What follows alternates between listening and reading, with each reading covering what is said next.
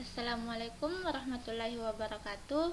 Perkenalkan, nama saya Nur Fadila Adam dengan NIM 2011-310 Prodi Akuntansi. Di sini saya akan menjelaskan apa sih itu laporan akuntan.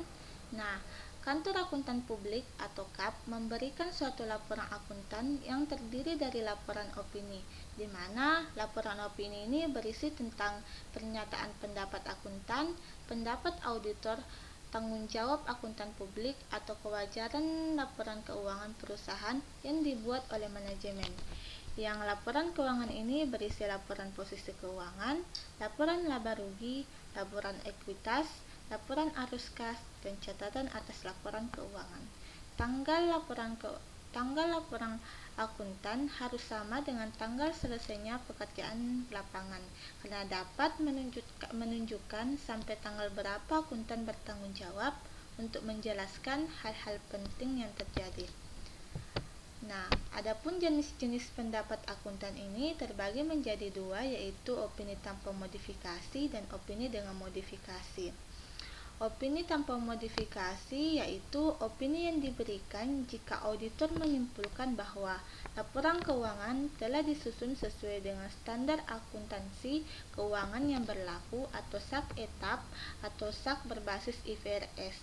Nah, opini tanpa modifikasi ini diberikan apabila auditor menyimpulkan bahwa laporan keuangan tidak bebas dari salah saji material dan tidak dapat memperoleh bukti audit yang cukup dan tepat untuk menyimpulkan bahwa laporan keuangan secara keseluruhan bebas dari kesalahan material penyajian.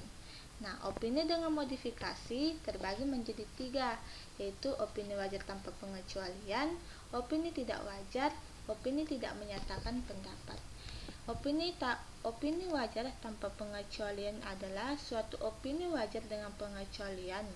Auditor harus menyatakan opini wajar ketika auditor telah memperoleh bukti audit yang cukup tepat, menyimpulkan bahwa kesalahan penyajian baik secara individual maupun secara agregasi material tetapi tidak pervasif terhadap laporan keuangan, atau auditor tidak dapat memperoleh bukti yang cukup dan tepat yang mendatangkan opini, tetapi auditor menyimpulkan bahwa kemungkinan dampak kesalahan penyajian yang tidak terdeteksi terhadap laporan keuangan.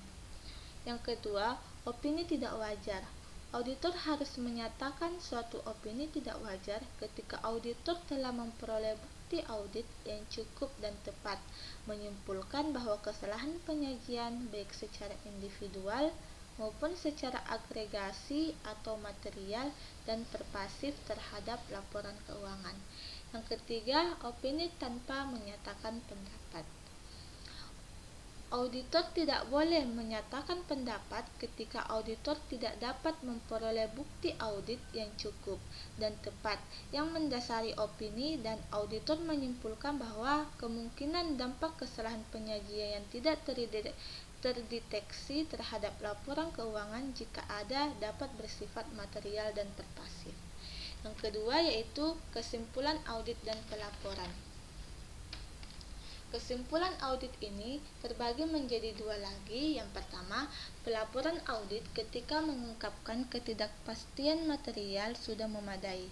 Yang kedua, laporan audit independen tentang dampak memburuknya kondisi ekonomi Indonesia terhadap kelangsungan hidup entitas. Jadi kesimpulan audit ini adalah rangkuman atau hasil gabungan dari proses audit yang dibuat oleh tim audit.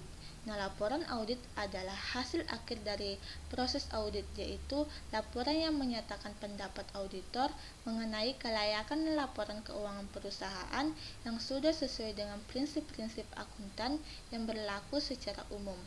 Penyusunan laporan ini harus berdasarkan 4 standar pelaporan yang ada di dalam SPAP. Yang ketiga yaitu pertimbangan auditor atas kemampuan entitas dalam mempertahankan kelangsungan hidup. Dalam PSA nomor 30 Ikatan Akuntansi Publik Indonesia 2011 antara lain dinyatakan Auditor bertanggung jawab dan mengevaluasi apakah terdapat kesangsian besar terhadap kemampuan entitas dalam mempertahankan kelangsungan hidupnya dalam periode waktu pantas. Nah, auditor tidak bertanggung jawab untuk memprediksi kondisi atau peristiwa yang akan datang. Auditor juga tidak perlu merancang prosedur audit dengan tujuan tanggal untuk mengidentifikasi kondisi dan peristiwa yang jika dipertimbangkan secara keseluruhan menunjukkan bahwa terdapat kesangsian besar mengenai kemampuan entitas dalam mempertahankan kelangsungan hidupnya dalam jangka waktu pantas.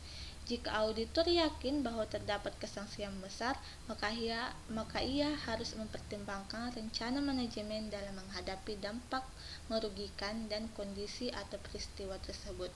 Nah, apabila setelah mempertimbangkan dampak kondisi dan peristiwa tertentu, auditor tidak menyaksikan kemampuan satuan usaha dalam mempertahankan kelangsungan hidupnya dalam jangka waktu pantas, maka auditor memberikan pendapat wajar tanpa pengecualian dan auditor wajib mengevaluasi rencana manajemen. Nah, itulah tadi penjelasan dari saya. Kurang dan lebihnya mohon dimaafkan. Billahi fisabilil haq, fastabiqul khairat. Wassalamualaikum warahmatullahi